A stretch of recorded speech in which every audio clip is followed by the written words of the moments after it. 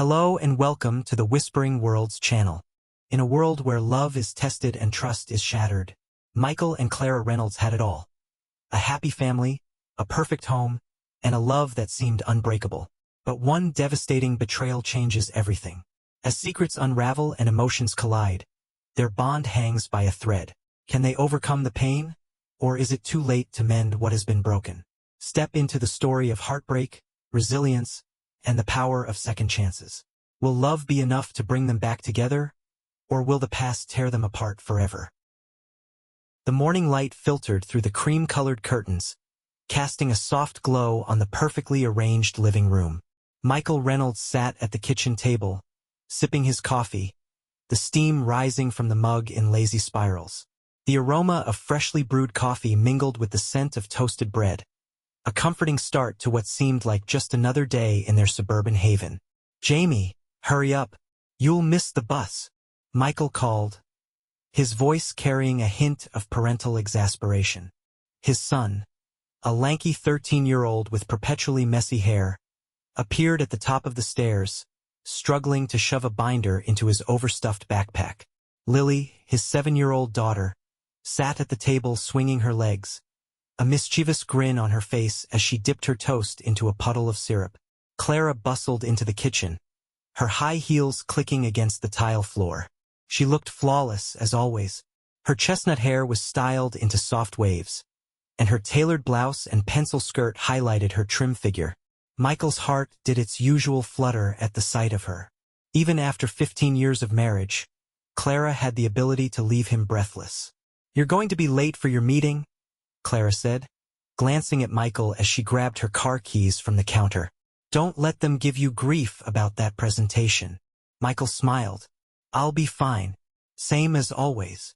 He stood and pecked her on the cheek. She returned the gesture, but there was a fleeting hesitation that he barely noticed. "All right, kids, let's move." Clara clapped her hands, ushering the children toward the front door. The morning whirlwind continued as Jamie and Lily darted out, their laughter and bickering echoing down the driveway. Clara followed, pausing to wave at Michael before climbing into her sleek sedan. He watched her drive away, his coffee cooling in his hand. It was only later, as Michael pulled out of the driveway, that he realized how quiet the house had become without them. Michael arrived at his office, greeted by the usual flurry of activity.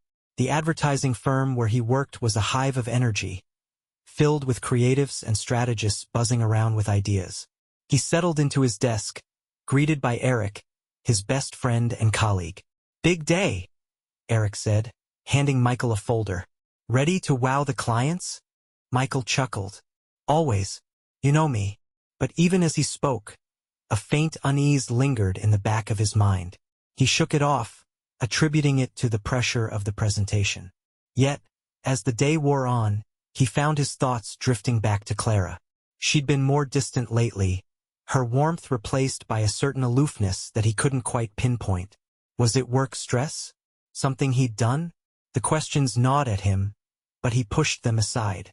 Clara was his anchor, the one constant in his life. Surely it was nothing.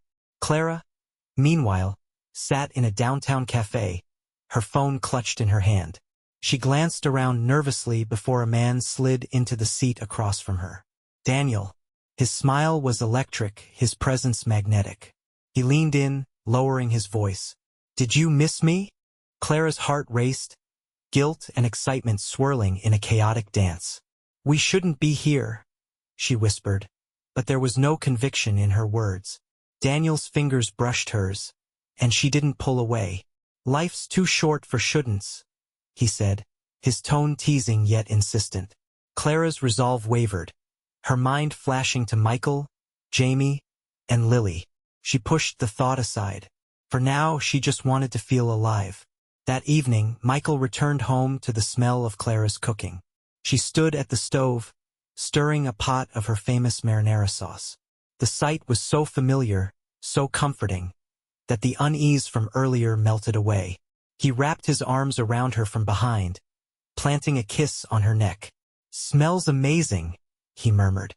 Clara stiffened for a fraction of a second before relaxing into his embrace.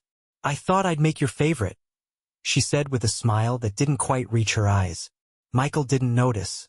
He was too caught up in the illusion of their perfect life. As they sat down to dinner with the kids, laughter filled the room. For a moment, it seemed like everything was as it should be. But underneath the surface, cracks were beginning to form, invisible yet undeniable, threatening to shatter the illusion they had both worked so hard to maintain. Clara parked her car outside the suburban office complex, her hands gripping the steering wheel tightly. The morning sun reflected off the glass facade, but its warmth failed to ease the cold knot in her stomach. She glanced at the clock on her dashboard. 8:47 a.m. She was early as always, but the time didn't matter. The ritual of arriving ahead of schedule was her way of maintaining control, of masking the chaos bubbling beneath the surface. Inside the office, Clara greeted her colleagues with a polished smile, exchanging pleasantries that felt rehearsed. Her assistant, Naomi, approached her with a stack of files. "Morning, Mrs. Reynolds. The Darnell account meeting is at 10, and Mr. Hartman asked if you could review the budget projections before then." "Of course," Clara replied, taking the files. She walked briskly to her office, her heels echoing on the polished floor. As she shut the door behind her, the smile dropped from her face.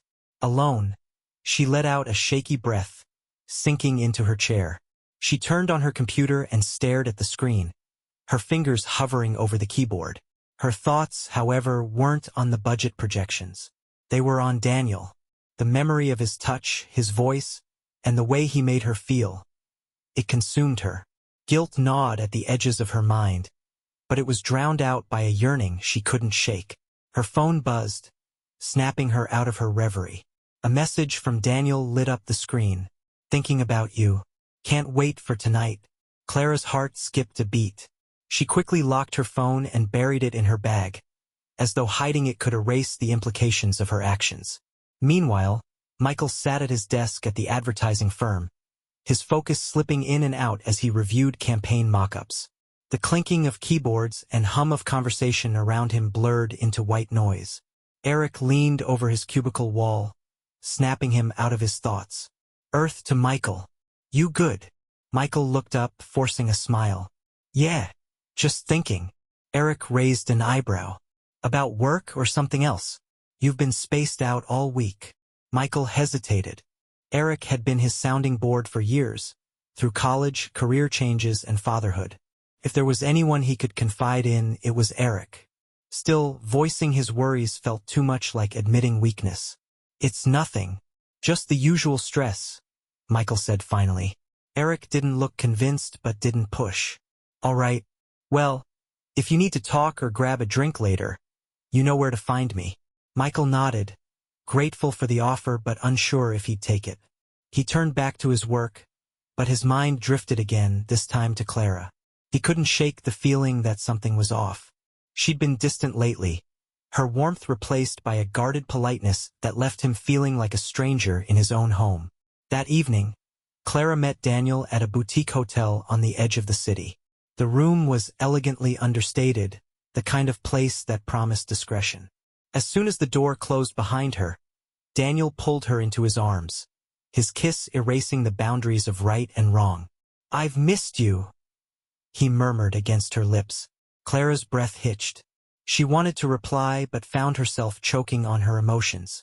Being with Daniel was an escape, a reprieve from the monotony and expectations that defined her life. Yet, every moment with him felt like she was unraveling a thread that kept her family, her marriage, intact.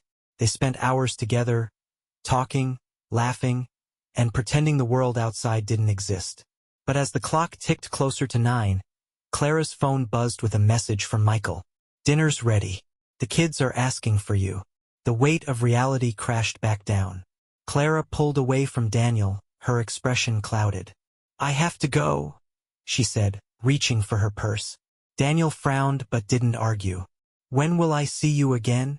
"Soon," Clara promised, though she wasn't sure if she meant it. Back at home, Michael was loading the dishwasher when Clara walked in. Her entrance was quiet, almost hesitant.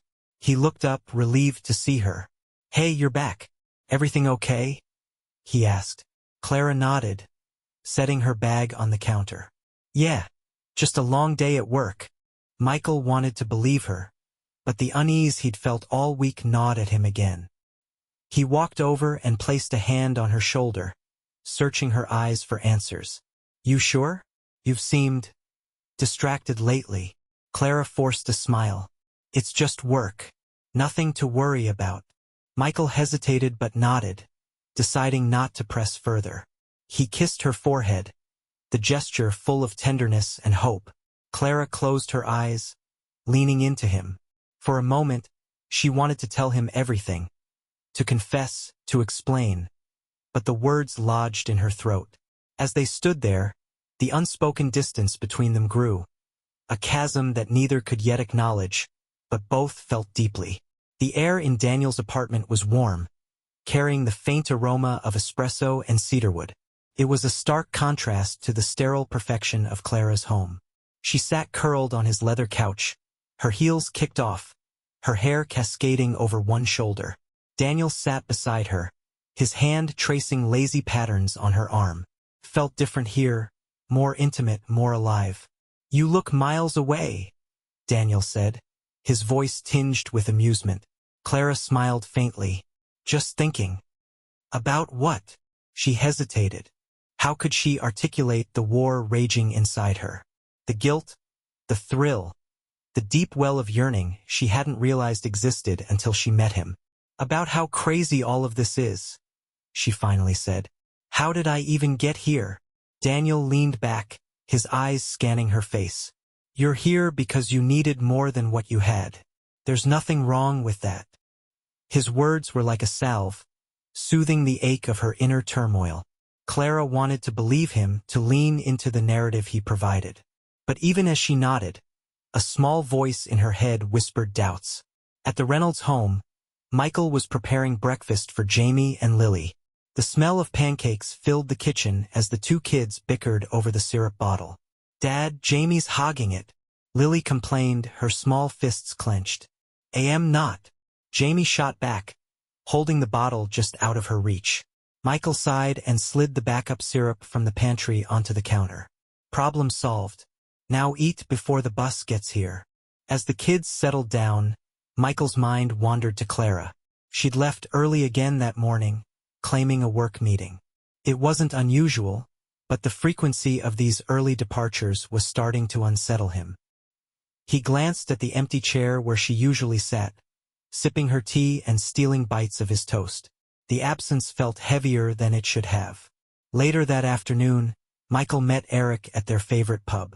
It was dimly lit, with cracked leather booths and a jukebox that hadn't worked in years. Eric was nursing a pint of amber ale when Michael slid into the seat across from him. Rough day? Eric asked, raising his glass in greeting. Michael shrugged. Not the work. Clara. Something feels off. Eric's expression shifted to concern. Off how? I don't know. She's distant, distracted, and she's been working late more often than usual. Eric took a long sip of his beer, then set it down with a thud. You think she's? Michael's jaw tightened. He'd been avoiding that thought, but hearing Eric's voice it made it harder to ignore. I don't know, Michael said quietly, but I'm starting to wonder. Eric leaned forward. You need to talk to her. Don't let this fester. If something's going on, you deserve to know. Michael nodded, though the idea of confronting Clara filled him with dread. Yeah, you're right. Daniel watched as Clara got dressed, his gaze lingering on her as she buttoned her blouse. Stay a little longer, he said, leaning against the doorframe with a lazy smile. Clara shook her head. I can't. The kids get home soon, and Michael will be expecting me. Daniel frowned but didn't argue. He walked over, brushing a strand of hair from her face. You know, you could have a whole new life if you wanted. With me. Clara's hands froze mid-button. The weight of his words settled heavily on her. She looked at him, searching his face for sincerity. That's not possible, she said softly. Why not? Daniel challenged. You're miserable there. You deserve to be happy. She didn't reply, instead reaching for her bag. Daniel sighed, sensing he'd pushed too hard. He stepped back, letting her go. "I'll see you soon?" he asked. Clara paused at the door, her back to him. "Yeah, soon." That night, Michael waited until the kids were asleep before approaching Clara in the living room. She was curled on the couch, her phone in her hand, the glow from the screen reflecting off her face. "Hey," he began, sitting down beside her. "Can we talk?" Clara's fingers stilled, and she placed the phone face down on the coffee table. "Of course. What's on your mind?" Michael hesitated, his heart pounding. "Is everything okay with you? With us?" Her expression flickered, a momentary crack in her composure, but she quickly masked it with a smile. "Why would you ask that? You've seemed distant lately," he said, his voice steady but tinged with hurt. "If there's something going on, I want to know. I want to help." Clara's throat tightened. The lies she'd been telling herself and him threatened to spill over. She looked at Michael, his eyes full of concern and love, and hated herself for what she was doing. "I'm fine, Michael. Just stressed with work." Her voice sounded hollow, even to her own ears. Michael nodded slowly, though the doubt in his eyes remained. He reached out, taking her hand in his. "If that ever changes, if you need to talk about anything, I'm here." Clara squeezed his hand, forcing a smile. "I know. Thank you." But as Michael kissed her goodnight and headed upstairs, Clara stayed on the couch, staring at her phone. Daniel's message blinked on the screen. "You deserve better than this." Her fingers hovered over the keyboard, caught between two worlds she couldn't reconcile. The early morning light seeped through the blinds, casting long shadows across the bedroom. Michael's phone buzzed on the nightstand, jolting him awake. He groaned, fumbling for the device. A notification from his bank blinked on the screen. "New transaction alert. $450. Luxe Boutique Hotel." Michael stared at the message, his grogginess replaced by a sharp, sinking feeling. Luxe Boutique Hotel. The name rattled in his mind as he tried to make sense of it. Clara had mentioned no business trips, no meetings that required an overnight stay. He swallowed hard, his chest tightening with unease. "Michael, are you coming back to bed?" Clara's voice was soft, still heavy with sleep. She propped herself on one elbow, her hair tousled. Her expression was calm, unbothered. Michael quickly locked his phone and slid it back onto the nightstand. "Yeah," he said, forcing a smile. "Just a notification." Clara didn't seem to notice the tension in his voice. She lay back down, pulling the covers up to her chin. Michael climbed into bed, his thoughts racing. He wanted to believe there was an explanation, some reasonable, innocent reason for the transaction. But doubt lingered, persistent and gnawing. Later that day, Michael's unease grew into a restless need for answers. During his lunch break, he called the Luxe Boutique Hotel, his heart pounding as the line connected. "Thank you for calling Luxe Boutique Hotel. How may I assist you?" A cheerful voice chirped. Michael hesitated. "Hi, I need to confirm a transaction on my account. It's from yesterday, $450. "Certainly, sir. Could I have the name on the reservation?" He froze. His mind scrambled for an excuse, a plausible reason to inquire without arousing suspicion. "Michael Reynolds," he finally said, his voice tight. There was a pause, the faint sound of typing on the other end. "I'm sorry, sir. I don't see a reservation under that name." Michael's stomach churned. "What about Clara Reynolds?" he asked, the words feeling foreign on his tongue. Another pause. Then, "Yes, there was a reservation under Clara Reynolds. Checked in yesterday, checked out this morning. Is there anything else I can help you with?" Michael's grip on the phone tightened. He managed a curt "no, thank you," before hanging up. His mind reeled, the confirmation hitting him like a punch to the gut. Clara had lied. She had been at the hotel and he had no idea why. That evening, Michael arrived home with a quiet determination. Clara was in the kitchen, chopping vegetables for dinner.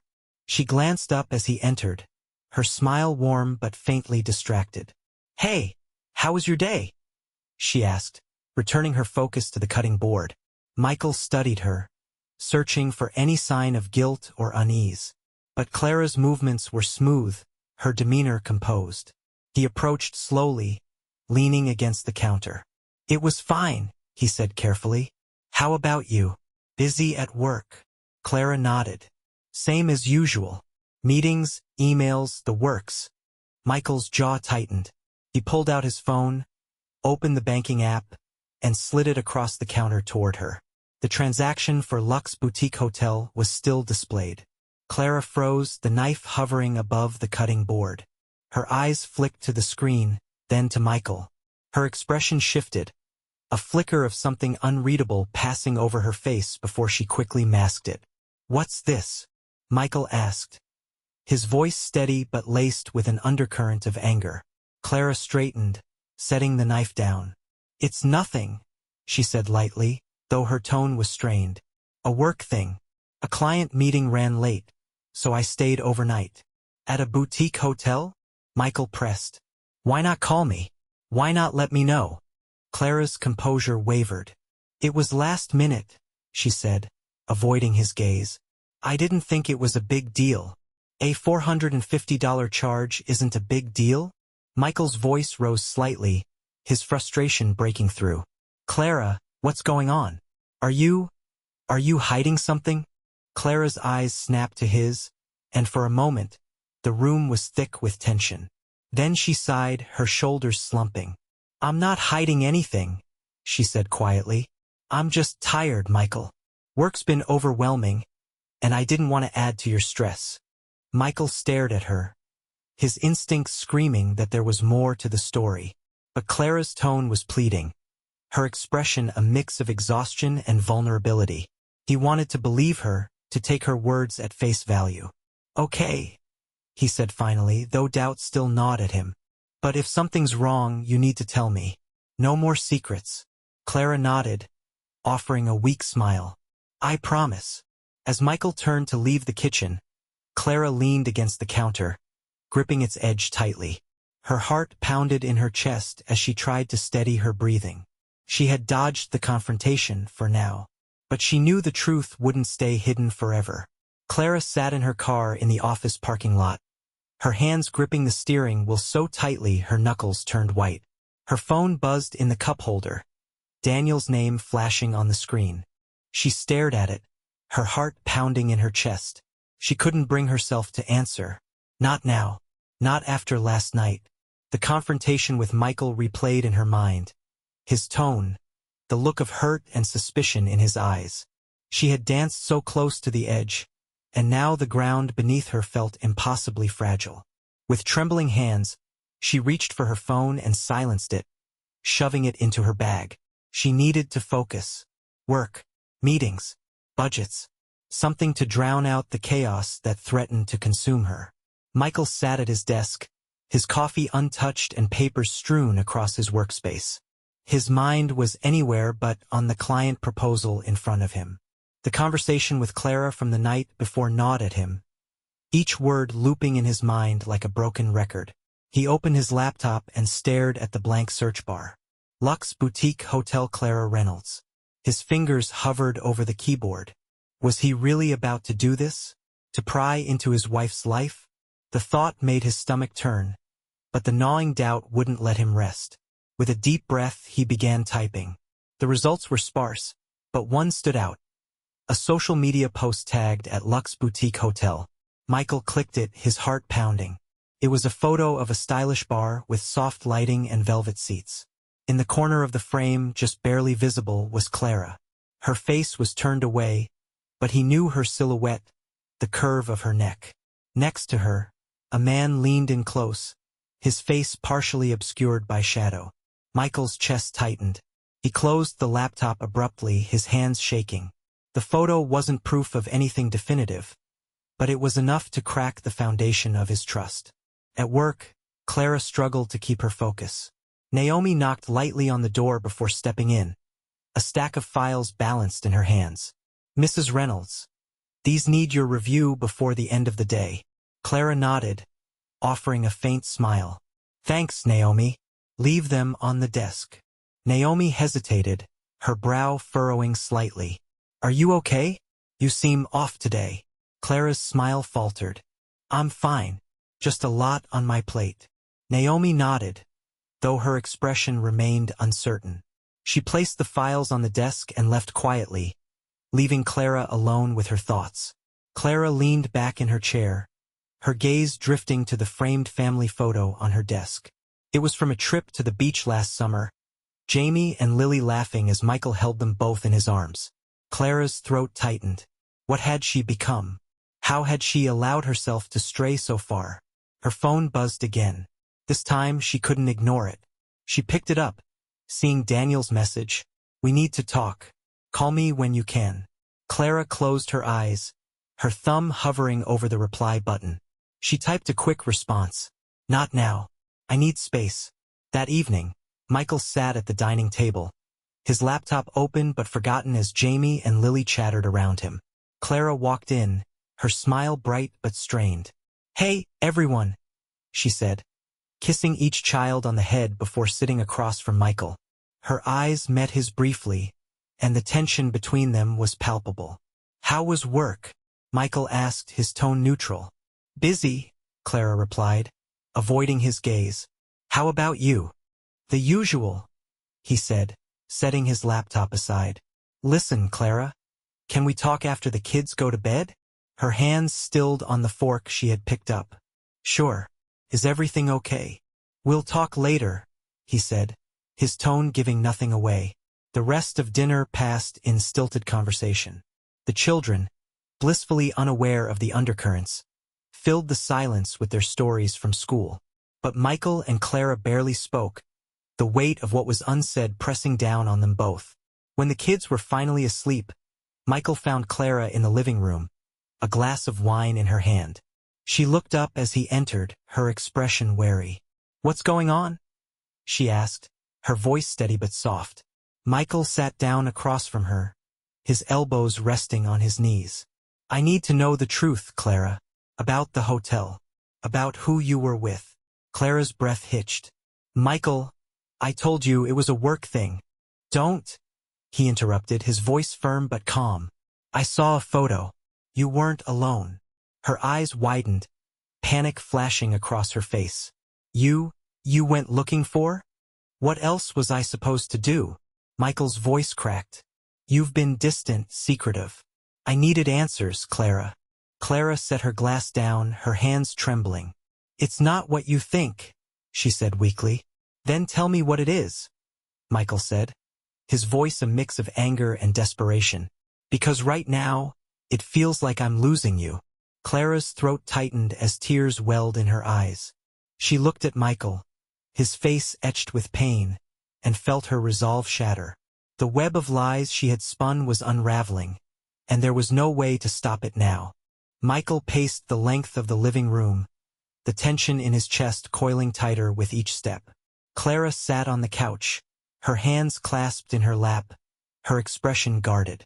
The silence between them was heavy, each second stretching painfully.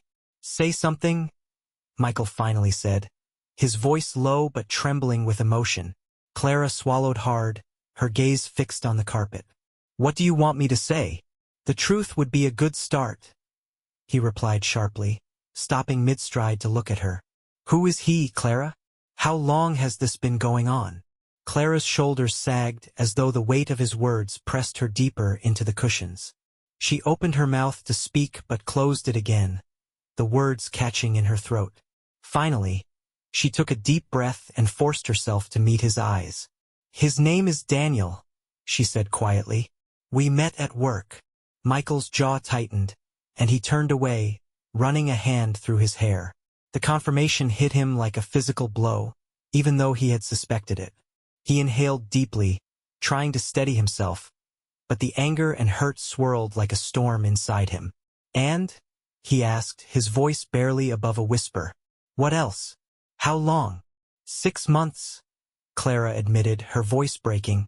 But it's not what you think. It's complicated.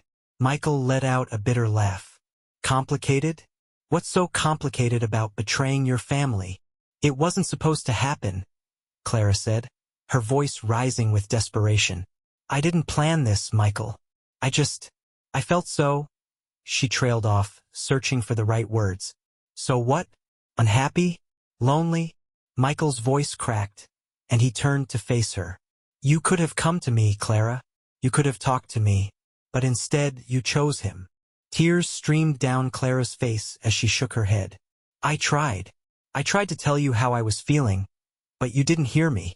You were always so busy, so focused on everything else but us. I felt invisible, Michael. Michael staggered back, her words cutting deep. So this is my fault? Is that what you're saying? No, Clara said, her voice soft but firm.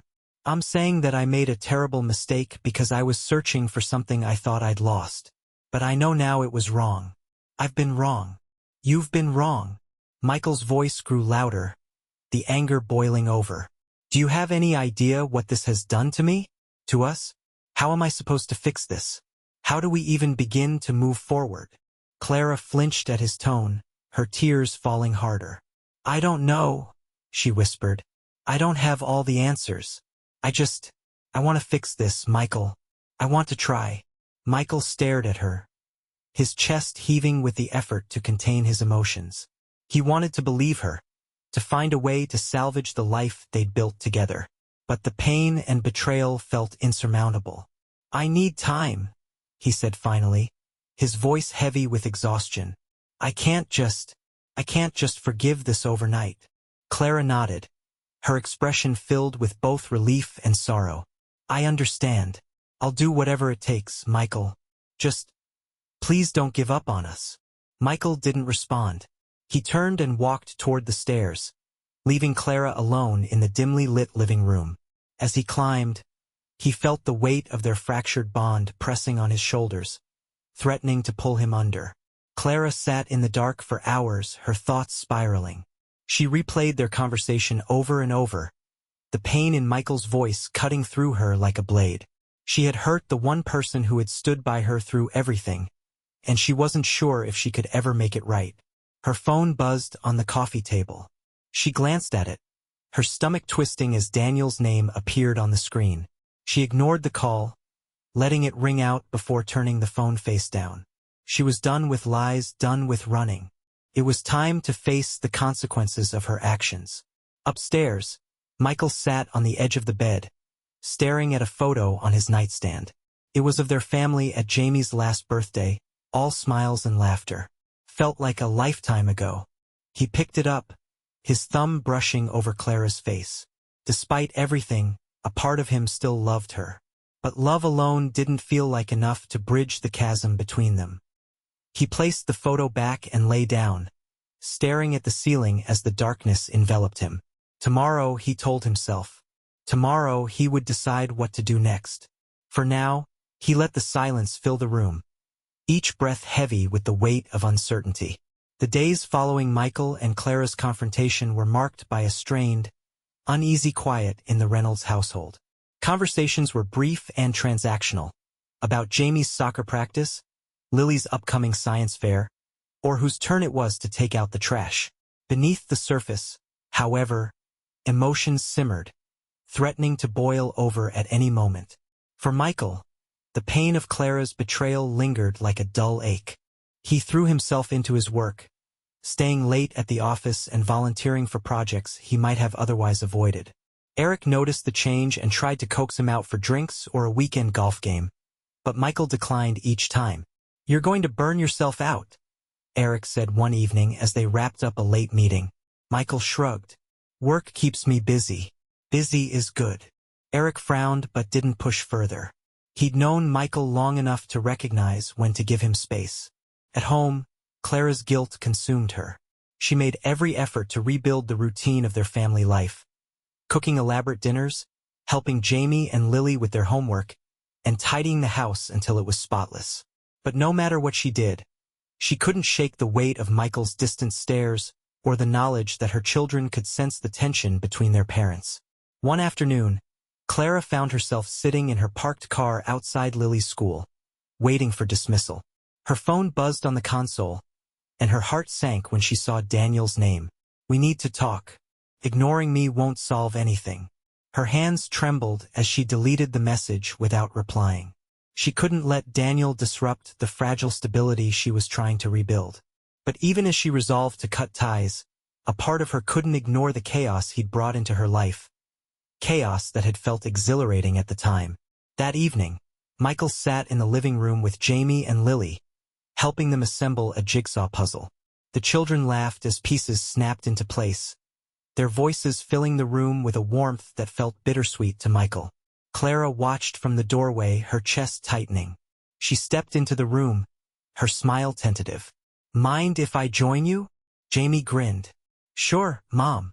We're almost done with the border." Clara knelt beside them, picking up a piece and studying the partially completed puzzle. For a while, the four of them worked together in harmony, the tension temporarily forgotten. But as the puzzle neared completion, Jamie's words shattered the fragile piece. "Dad, why have you and Mom been so weird lately?" Michael's hands stilled, his eyes flicking to Clara. Lily, sensing the discomfort, looked up from the puzzle, her brow furrowed. "We're not weird," Clara said quickly, her voice too bright. "Just busy with grown-up stuff, that's all." Jamie wasn't convinced. "It's like you guys don't even like each other anymore." Michael exhaled sharply and placed his hands on Jamie's shoulders. "That's not true," he said gently. "Sometimes adults go through tough times, but that doesn't mean we don't love each other or you and your sister." Jamie nodded reluctantly, though his expression remained skeptical. Lily leaned into Michael's side, her small hands gripping his arm. "Are you and Mom going to get a divorce?" Lily's voice was barely a whisper, but it hit Michael and Clara like a thunderclap. "No," Clara said immediately, her voice trembling. "We're not getting a divorce." Michael glanced at her, the unspoken truth hanging between them. He couldn't bring himself to echo her words. Not yet. Instead, he pulled both children into a hug, holding them tightly as if trying to shield them from the storm brewing around them. That night, after the kids were in bed, Michael and Clara sat at the kitchen table, the air between them heavy with unresolved tension. "We need to tell them something," Clara said, her voice barely above a whisper. "They're already picking up on it. Jamie's not stupid, and Lily, she's so sensitive. They're going to keep asking." Michael nodded, running a hand through his hair. "I know, but I don't have any answers for them. I don't even know what we're doing." Clara reached across the table, her fingers brushing his. "I'm trying, Michael. I'm trying to make this right." Michael looked at her, his eyes filled with a mix of pain and longing. "I don't know if that's enough, Clara. You've broken something in me, in us. I don't know if it can be fixed." Tears welled in Clara's eyes, but she didn't pull her hand away. "Please don't give up on me. On us." Michael hesitated, then gave a small nod. "We'll take it one day at a time. For the kids." Clara's heart sank at his words. She wanted to believe they meant more, that he still held hope for their future. But as Michael stood and left the room, she realized just how far they had to go to bridge the chasm between them. Michael's mornings had settled into a new rhythm, a quieter, lonelier one. The house felt emptier, even with Jamie and Lily's lively chatter filling the breakfast table. Clara had moved out a week ago, taking only a few suitcases and leaving the rest behind. She said it was temporary, a way to give them both space to think. Michael wasn't sure if he believed her. "Dad, I need money for the field trip," Jamie said, interrupting Michael's thoughts. The boy shoved a crumpled permission slip across the table, syrup smudging the corner. "Okay, I'll sign it and give you some cash," Michael replied, folding the paper carefully. He glanced at Lily, who was staring into her cereal bowl. "You okay, sweetheart?" Lily shrugged, her small shoulders slumping. "When's Mom coming home?" Michael's stomach twisted. "I don't know, Lily, but she loves you, and she'll see you soon." Jamie muttered under his breath. "She doesn't act like it." Michael shot him a warning look. "That's enough. Your mom's trying to figure things out, just like the rest of us." Jamie rolled his eyes but didn't argue. Michael sighed, feeling the weight of trying to hold everything together. Across town, Clara sat in a small apartment she had rented near her office. The space was clean and modern but lacked the warmth of the home she'd shared with Michael and the kids. She stared at her phone, scrolling through photos of Jamie and Lily, her heart aching with every swipe. She wanted to call them, to explain everything, but the words always caught in her throat. Her phone buzzed with a message from Daniel. "I miss you. Can we talk?" Clara frowned, her thumb hovering over the screen. She had been avoiding Daniel since moving out, unsure of what she wanted anymore. He had been a catalyst, a spark in the darkness, but now she wasn't certain if that spark had been worth the inferno it had caused. "I need time," she finally typed back. At work, Michael found solace in routine. His colleagues had noticed the change in him, the late nights, the grim determination, but few dared to ask questions. Only Eric, ever the loyal friend, pressed him for answers. "How are you holding up?" Eric asked as they grabbed lunch at a nearby diner. Michael shrugged, stirring his coffee. "I'm managing. The kids keep me grounded." "And Clara?" Michael hesitated, the question hanging in the air. "She's figuring things out. I don't know if she's coming back. And honestly, I don't know if I want her to." Eric nodded slowly. "You've been through hell, man. Nobody would blame you for walking away."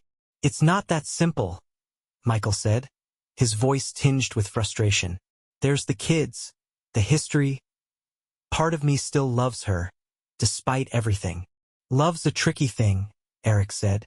"But you deserve someone who's all in. Don't settle for less." Michael nodded, though his heart felt far from resolved. One evening, as Michael helped Lily with her homework, Jamie appeared in the doorway holding an envelope. "This was in the mailbox," Jamie said, handing it to his father. Michael took the envelope, his brow furrowing at Clara's handwriting on the front. He opened it carefully, pulling out a handwritten letter. Clara's familiar script filled the page, each word brimming with emotion. "Michael, I don't know how to start this letter because there's so much I want to say. First, I'm sorry. For everything. For the lies, the betrayal, the hurt I've caused you and the kids. I don't expect forgiveness, not now, maybe not ever, but I need you to know how deeply I regret my choices. Leaving was the hardest decision I've ever made, but I thought it was necessary. I needed to confront my own demons, to understand why I let things get so broken. This isn't the life I wanted for us, Michael. I'm trying to find my way back to being the person I was before all of this. Someone you and the kids could be proud of. I love Jamie and Lily more than anything, and I hate that my actions have hurt them. Please tell them I think about them every day. And please know that I still care about you, even if I've failed to show it. I'm not giving up on us, but I understand if you have to. Take all the time you need. Clara." Michael read the letter twice, his emotions swirling. Anger, sadness, and a flicker of hope. He folded it neatly and set it aside, unsure of what to do next. That night, as he lay in bed, Michael stared at the ceiling, the letter replaying in his mind. Clara's words had reopened wounds he'd tried to numb, but they also stirred something else, the faintest glimmer of possibility. Could they find their way back to each other, or had too much been broken? He didn't have the answers yet, but for the first time in weeks he felt like he might be ready to start searching. The sound of rain tapping against the windows filled Michael's office as he stared at the letter Clara had written. It had been over a week since he received it, but the words remained etched in his mind. Her apology felt sincere, her regret palpable, but the scars of her betrayal hadn't faded. He folded the letter and slipped it into his desk drawer. It was time to confront the future for himself and for the kids. That evening, Michael arranged for Jamie and Lily to stay with Eric's family. The kids were excited about the sleepover, unaware of the weight behind their father's decision to send them away for the night. As soon as the house was empty, Michael called Clara. His heart pounded as the phone rang. She answered on the second ring, her voice hesitant. "Michael, we need to talk," he said, his tone firm but not unkind. "Can you come over?" There was a long pause. "Okay, I'll be there in an hour." Clara arrived just as the rain let up, the misty glow of the streetlights reflecting off the wet pavement. She stepped inside, her coat dripping, her expression wary. Michael motioned for her to sit in the living room. The air between them was thick with tension. "Thanks for coming," Michael said as he sat down across from her. He leaned forward, resting his elbows on his knees. I've been thinking a lot about your letter. Clara nodded, her hands clasped tightly in her lap. I meant every word. I believe you, Michael said, surprising them both. But believing you doesn't erase what happened. Clara's eyes glistened with unshed tears. I know. I've hurt you in ways I can't take back. But I want to make things right. For you, for the kids, for us. Michael nodded slowly. I want that too, Clara. But it's not just about what you want or what I want. It's about whether we can rebuild trust. Whether we can even be the same people who fell in love all those years ago. Clara's breath hitched. I'm not asking for everything to go back to the way it was. I just want a chance to show you that I can be better. That I can be the wife and mother you and the kids deserve. Michael looked away, his jaw tight. I need to see actions, not just words, Clara. This isn't something we can fix overnight. And it might not work at all. I understand, Clara said, her voice trembling. Whatever it takes, Michael. I'll do it. For a moment, neither of them spoke. The only sound was the rhythmic ticking of the clock on the wall. Finally, Michael stood and walked to the window, staring out at the rain-slicked street. I've been thinking about what's best for the kids, he said, his back to her. They deserve stability. If we're going to try, it has to be for them as much as for us. Clara rose, crossing the room to stand a few feet behind him. They're my world, Michael. I'll do whatever it takes to protect them from this pain. Michael turned to face her, his expression a mix of vulnerability and resolve. I'm willing to take it one step at a time, counseling, boundaries, whatever we need. But if this doesn't work, Clara, I know, she interrupted, her voice steady. I'll accept whatever decision you make. Just give me the chance to try. Michael studied her, searching for signs of the woman he had fallen in love with all those years ago. For the first time in months, he saw a glimmer of hope. All right, he said finally. We'll try. Clara let out a shaky breath, relief flooding her features. Thank you, Michael. I won't let you down. Don't thank me yet, he said, his tone cautious. We've got a long road ahead. Over the next few weeks, Clara and Michael began the tentative process of rebuilding. They scheduled counseling sessions and established clear communication boundaries. Clara worked hard to prove her commitment, cutting ties with Daniel completely and focusing on her family. Michael, though still guarded, started to open up in their counseling sessions, sharing the depth of his pain and his hopes for the future. For Jamie and Lily, the changes at home were subtle but meaningful. Their parents were more present, more attentive. Family dinners became a regular occurrence again, and their laughter began to fill the house once more. But for Michael and Clara, the journey was far from over. Trust was fragile, and every step forward felt precarious.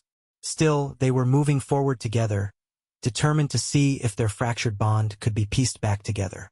The therapy sessions were harder than Michael had anticipated.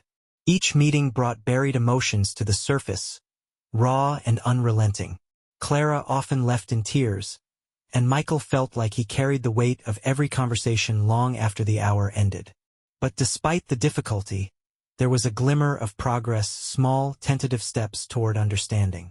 One crisp autumn afternoon, Michael and Clara sat on a park bench, their counselor's suggestion to find neutral ground for a serious conversation. The air was cool, and golden leaves fluttered around them, creating a peaceful backdrop for an otherwise fraught discussion. Michael, I know I've said this before, but I need you to hear it again. Clara began, her voice steady despite the quiver in her hands. I'm sorry. For everything. For the lies, for Daniel, for the pain I've caused you and the kids. I'll regret it for the rest of my life. Michael stared at the horizon, his jaw tight.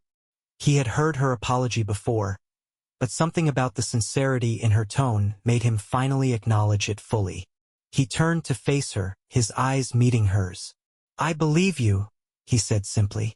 But forgiveness isn't something I can force. It's something I'm working on. For myself as much as for you. Clara nodded, her lips pressing into a thin line. I understand, and I don't want you to feel rushed or obligated. I just need you to know that I'm here. I'm all in, no matter how long it takes. Michael looked at her for a long moment, then reached out to take her hand. It wasn't a declaration, but it was a small gesture of hope, a tentative bridge between them. At home, the children were slowly adjusting to the new dynamic. Jamie had taken to spending more time with Eric's son, enjoying the escape from the tension at home, while Lily clung to Clara more than ever. Michael watched from a distance as Clara doted on Lily, guilt evident in every interaction. One evening, as they were clearing the dinner table, Jamie's voice broke the silence. "Are you and Mom gonna stay together?" he asked bluntly, his eyes flicking between his parents. Michael hesitated, glancing at Clara. "We're working on it," he said carefully. "Things like this take time." Jamie frowned. It doesn't feel like before." Clara knelt beside Jamie, her voice soft. "It might not feel the same for a while, but we love you and Lily so much. That's never going to change." Jamie shrugged, clearly unconvinced, and left the room. Michael sighed as he watched his son go. "He's hurting," Clara said, her voice heavy with emotion. "We all are," Michael replied, "but we'll get through it, one way or another." That weekend, Michael decided to take the kids on a hike at a nearby nature preserve. It was something they had done as a family before, and he hoped it would remind them of happier times. Clara joined them, her presence cautious but welcome. As they walked along the trail, Jamie and Lily raced ahead, their laughter echoing through the trees. Michael and Clara followed behind, the tension between them eased by the tranquility of the forest. "This used to be one of my favorite things," Clara said quietly. "Being out here with all of you." "It still can be," Michael replied, glancing at her. "If we work for it." Clara nodded, her heart swelling with cautious hope. "I want that more than anything." Later that night, after the kids were asleep, Michael and Clara sat on the couch, a bottle of wine between them. It was the first time in months they'd spent an evening together without the children or the structured confines of therapy. "Do you remember the first time we came to this house?" Clara asked, her lips curving into a small smile. "How we thought it was way too big and way too expensive." Michael chuckled. "Yeah, you wanted to paint every room bright yellow, and I thought you were insane." Clara laughed, the sound soft and genuine. "I can't believe you let me do it." "I'd have let you do anything back then," Michael admitted, his tone wistful. "I was just so happy to be building a life with you." Clara's laughter faded, replaced by a somber expression. "I ruined that, didn't I?" Michael shook his head. "You broke it, but maybe it's not ruined." "Not completely." She looked at him, her eyes shimmering with unshed tears. "Do you think we'll ever be okay again?" Michael reached for her hand, his grip firm. "I don't know, but I think we're starting to figure it out." Clara smiled faintly, her heart aching with both sorrow and hope. It wasn't a resolution, but it was a beginning, a chance to find closure and, perhaps, a way forward. As winter settled in, the Reynolds family found themselves navigating the delicate balance between old routines and a new reality. The holiday season brought moments of warmth, but they were tinged with an undeniable undercurrent of tension. Clara had made strides to rebuild trust. She threw herself into family traditions, baking cookies with Lily, helping Jamie string lights on the porch, and decorating the tree with ornaments that marked their history. Michael appreciated her efforts, but the shadows of their past lingered, a reminder that rebuilding wasn't the same as forgetting. One evening, Clara approached Michael with an idea. "What if we spent Christmas at my parents' cabin this year?" she asked, her voice tentative. "It's been so long since we've been there, and the kids love it. It might be good for all of us to get away." Michael hesitated, memories of happier times at the cabin surfacing. It had been a sanctuary in the early years of their marriage, a place filled with laughter and love. But those memories were tinged with the pain of what they had lost. "I'll think about it," he said finally, not wanting to shut down the possibility outright. The following weekend, Michael took Jamie and Lily to a nearby ice skating rink while Clara stayed home to wrap gifts. As the kids glided across the ice, their laughter echoing in the crisp air, Michael found himself smiling. For the first time in months, he felt a sliver of normalcy. A fleeting moment where the weight of their troubles lifted. Eric's voice broke into his thoughts. "You're looking less like a man on the edge," he said, handing Michael a cup of hot chocolate. Michael chuckled. "I'm trying. The kids make it easier. They're resilient, you know?" "Yeah, kids are good at that," Eric said. He paused before adding, "And Clara? How's that going?" Michael sighed, his breath visible in the cold air. "She's trying, Eric. I can see that. But it's hard to shake the feeling that things will never be the same." Eric nodded thoughtfully. "Maybe they won't. But different doesn't have to mean worse." Michael looked at his friend, considering his words. He'd spent so much time mourning what was lost that he hadn't allowed himself to imagine what could still be salvaged. That night, Michael shared the idea of the cabin with Jamie and Lily.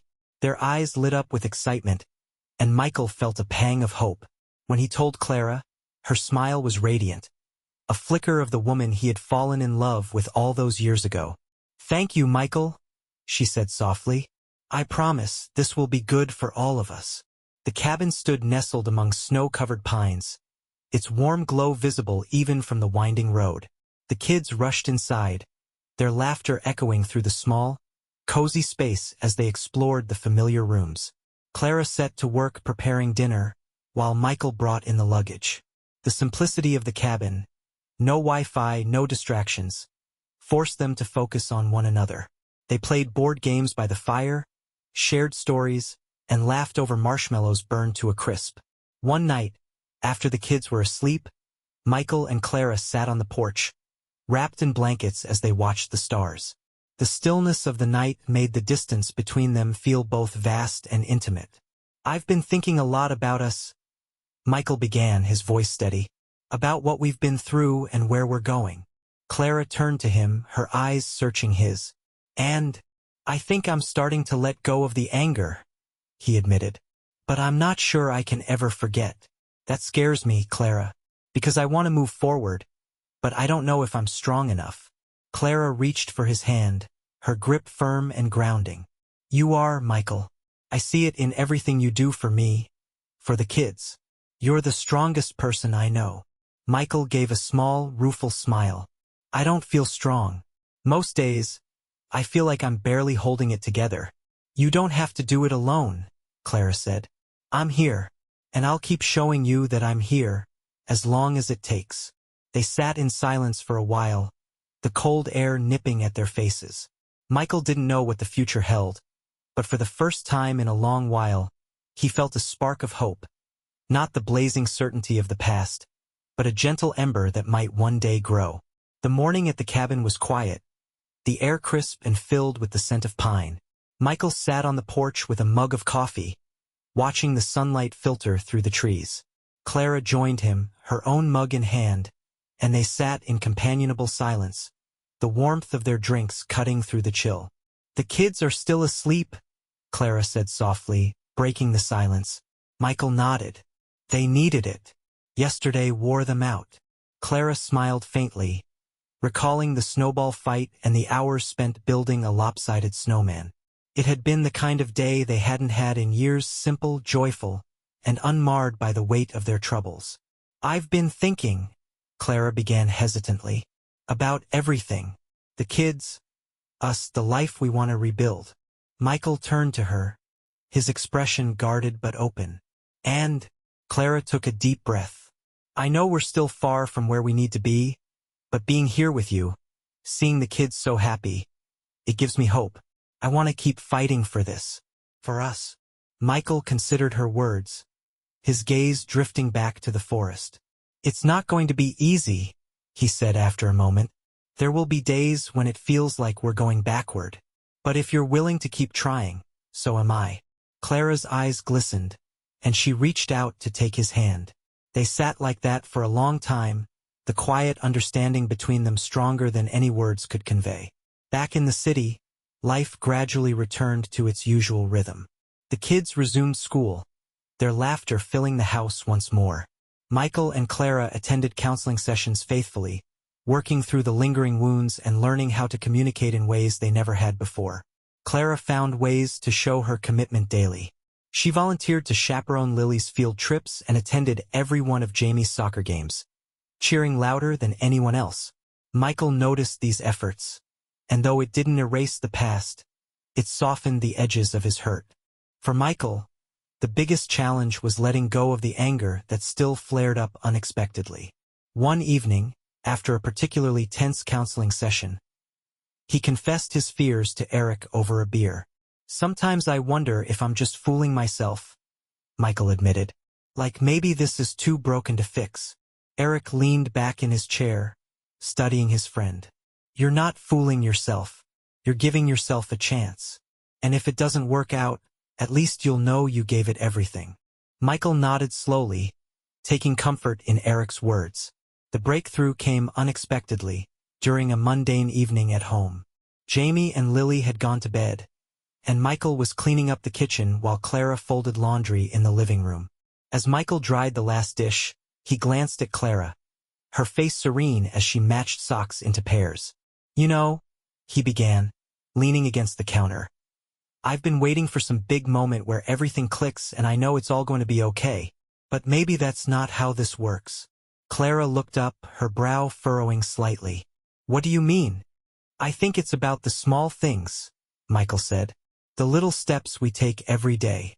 Like this, just being here, doing the mundane stuff together. Maybe that's enough." Clara smiled, her heart swelling. "I think you're right.